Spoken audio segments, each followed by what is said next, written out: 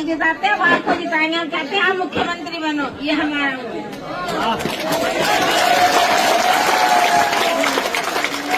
एक काम की बात सुन लो, क्योंकि मैं यहाँ और पत्रकार साथी भी खड़े हैं, इनको भी पता होना चाहिए कि इनके क्षेत्र में क्या चल रहा है।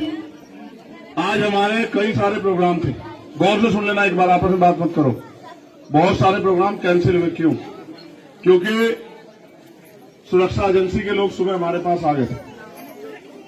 हमारा ये वेव था कि हम उनसे जाने कि भाई अचानक ये किस चीज की जरूरत क्यों पड़ी। अब हमारा चुनावी कार्यक्रम चल रहा है, ऐसा तो नहीं कि हमारे चुनाव को डिस्टर्ब करने के लिए, हमारे खिलाफ कोई साजिश करने के लिए सब चीजें हुई है।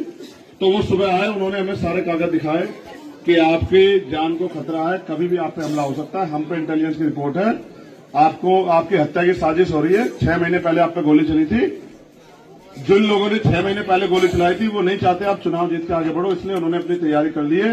इसलिए हमारा फर्ज है कि हम आपको सुरक्षा दें, क्योंकि अगर आपको कुछ होता है तो लॉ एंड ऑर्डर बिगड़ जाएगा।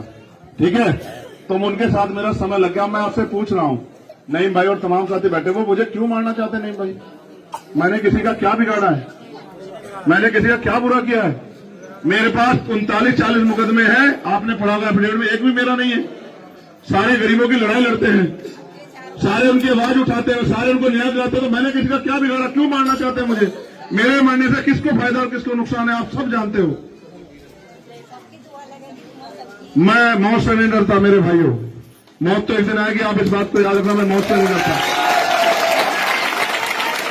मगर मैं आपको ये कह रहा हूं, जब तक जिएगा चंद्रशेखर आजाद शेर की तरह जिएगा। मेरी बात को आप याद रखना, मेरी बात याद रखना। वो अलग बात है कि अभी सियासी रूप से कमजोर हूं, लेकिन ये मत समझना कि कमजोर, बिल्कुल मत समझना। बड़ी बड़ी सरकारों के घुटने टिकवा रखे हैं भीमार में आजाद समाज पार्टी के लोगों ने। मेरी बात को आप याद रखना। मैं रहा हूं जाम, अगर आपसे अपील करके, ऐसा ना हो कोई पैसे वाला कोई और कोई झंडा लेकर आ जाओ और आप अपने औलाद को भूल जाओ। पक्का? आप बताओ भाई, ऐसा तो नहीं होगा? देखो फिर ये गुरु घर है, मेरे खून का कतरा कतरा अगर आपको जरूरत है तो ले लो, ले लो मेरे खून का कतरा कतरा। लेकिन वो आपकी आवाज को दबा के खत्म करना चाहते हैं। क्या आप इस आवाज को दबने दोगे?